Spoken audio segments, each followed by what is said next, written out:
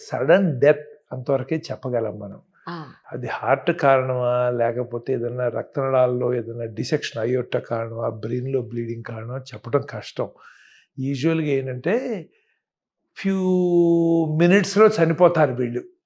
లేదంటే few seconds to few మినిట్స్‌లో చనిపోతారు. ఇప్పుడు వీళ్ళు కరెక్ట్‌గా పర్టిక్యులర్‌గా హార్టే కారణం అని చెప్పడం చాలా కష్టం. కాకపోతే కామన్ కాజ్ ఇస్ హార్ట్. మిగతా రీజన్స్ కూడా ఉంటాయి వీళ్ళలో.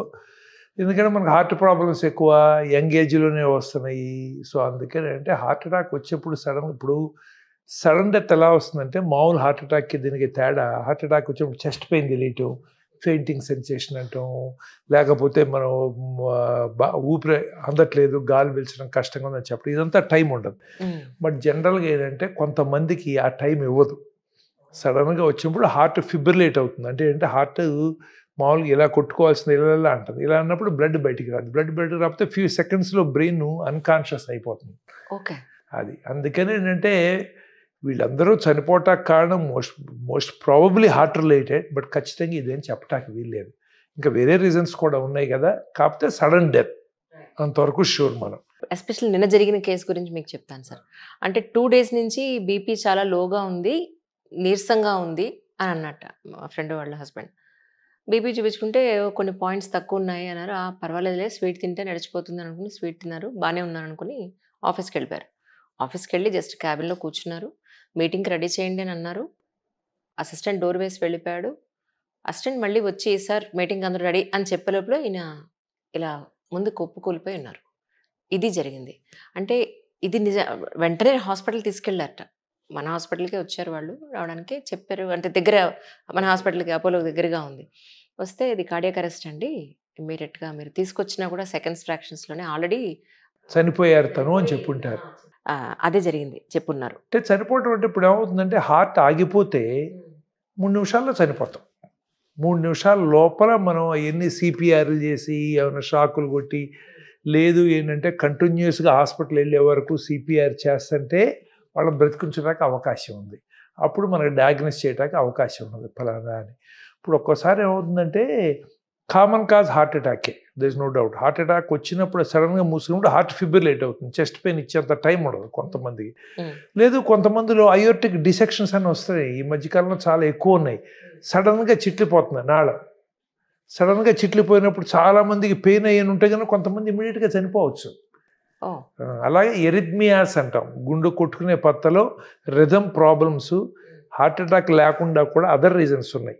మామూలుగా ఇట్లా కొట్టుకునేటప్పుడు ఈ సడెన్‌గా ఇర్రెగ్యులర్ అవుతుంది. ఎస్పెషల్లీ అంతకుముందు కొంచెం ఇర్రెగ్యులర్ రిథమ్స్ ఉన్న వాళ్ళకనో, ఫ్యామిలీ హిస్టరీ ఉన్న వాళ్ళకనో హ్మ్. జరుగుతాయి.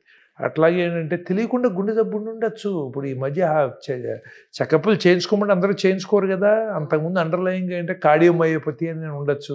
హైపర్ట్రోఫిక్ కార్డియోమయోపతి ఉండొచ్చు. డైలేటెడ్ కార్డియోమయోపతి హార్ట్ వీక్ అయ్యి ఉండొచ్చు. అంతకుముందు ఏమన్నా వైరల్ అటాక్ వచ్చి హార్ట్ వీక్ అయ్యి ఉండొచ్చు. తెలీదు చాలా మందికి మనకి.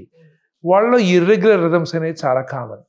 ఓహోహో! సో, అందుకనంటే ఇది most of them are related to the heart. Some related to other things. ఏదో ఎలక్ట్రోలైట్ డిస్టర్బెన్స్ అనో, వామిటింగ్స్, డయేరియా అయి ఉండో, లేకపోతే ఎక్సెసివ్ ఎక్సర్సైజ్ చేయటం అనో, ఇలాంటి వాటి వలన కూడా హార్ట్ రిథమ్ ప్రాబ్లమ్స్ రావచ్చనమాట. Right. So, heart attacks, rhythm problems. Rhythm problems అంటే బై బర్త్ కొంతమందికి డిఫెక్ట్స్ ఉంటాయి. తెలీదు మనకి. అట్లాగే ఏంటంటే వీళ్ళకి కార్డియోమయోపతి అన్నా కదా ఇందాక నేను. ఎస్పెషల్లీ స్పోర్ట్స్‌లో ఏంటంటే యంగ్ చిల్డ్రన్ బాగానే ఆడతారు. ఆడేటప్పుడు సడెన్‌గా ప్లే గ్రౌండ్‌లో కుప్పకూలిపోతారు. అప్పుడు చెక్ చేస్తే మజిలంతా లావు అయిపోయి ఉంటుంది. సో, ఇలాంటివి ఏంటంటే 1,00,000 మందిలో నలుగురికి జరుగుతా ఉంటాయి. హ్మ్. మనకు తెలిసిన వాళ్ళకి వచ్చాడు మనకి ఇంక అవేర్‌నెస్ పెరుగుతుంది. Exactly sir. ఎస్పెషల్లీ నోటీస్ చేస్తున్నాం కాబట్టి. ఈ మధ్య కాలంలో మరి సడెన్ స్ట్రెస్ కూడా కెన్ ప్రొడ్యూస్ రిథమ్ ప్రాబ్లమ్స్. అలాంటివి ఉంటాయి ఫ్యాక్టర్స్. సో, అండర్‌లయింగ్ ఏదో ఉంటుంది మనకింకా పూర్తిగా తెలీదు. Exactly. That is the main problem. ఇప్పుడు కొంతమందినేంటంటే ముందర మనం చెకప్స్ అయ్యి గనక నడుస్తా ఉంటుంటే ఏమన్నా ఐడెంటిఫై చేయగలమా అనేది ఒక పాసిబిలిటీ ఉంటుంది. ఇప్పుడు ఆయన 48 అంటున్నారు. 48 అంటే మరి మీరు రోజు చెప్పేదో 35, 40 సంవత్సరాల నుంచే రెగ్యులర్ చెకప్స్ చేయించుకోవాలంటాం. Maybe he has something going on underneath. Lot of times ఏదైనా చెస్ట్ డిస్కంఫర్ట్ ఉన్నా కూడా ఇదేదో ఎసిడ్‌లే ఈ వయసులో నాకెందుకు వస్తుందిలే అని మనం అనుకుంటాం. హ్మ్. డయాబెటిస్, హైపర్‌టెన్షన్ ఇవన్నీ కూడా చాలా మందిలో అసిమ్ప్టమాటిక్ కదా! జబ్బులు ఉండొచ్చు. అసలు అందుకనండి వీటి కీ అలా రెగ్యులర్ చెకప్స్ ఒకటే మనం చెప్పగలం. ఎస్పెషల్లీ అంటే డయాబెటీస్, హైపర్ టెన్షన్ ఉందో, ఫ్యామిలీలో అటాక్ వచ్చిన వాళ్ళను ఇలా ఏదన్నా ఉంటే మనం తొందరగా తప్పకుండా వెళ్ళండి బాబు అని మనం చెప్పచ్చు. రైట్. కొంతమందిలో అవన్నీ ఉండవు. బట్ ప్రివెంట్ చేయడం అనేది చాలా కష్టం unless we are aware of it before. అంటే హై బీపీ ఉన్నప్పుడు కానీ, లో బీపీ ఉన్నప్పుడు కానీ, హై షుగర్ ఉన్నప్పుడు లో లేదా బీపీ అంటే షుగర్తో జనరల్గా సడన్ డెత్స్ రావు. సిమ్టమ్స్ కూడా ఉండవు హై షుగర్ ఉంటే అనేది. హై షుగర్ ఉంటే లో షుగర్లో సిమ్టమ్స్ ఎక్కువ, హై షుగర్లో సిమ్టమ్స్ తక్కువ. లో షుగర్లో ఏంటంటే వీళ్ళకి ఫెయింటింగ్ అయిపోవటం, చెమటలు పట్టడం, ఇవన్నీ రియాక్షన్స్ వస్తాయి. బట్ ఆ హై షుగర్లో చాలా మందిలో సిమ్టమ్స్ ఏమి ఉండవు. అవి ఉండవు, ఏదో టెస్ట్లకి వెళ్ళినప్పుడు బయటపడటం అవన్నీ చెక్ చేయడమే అదనమాట.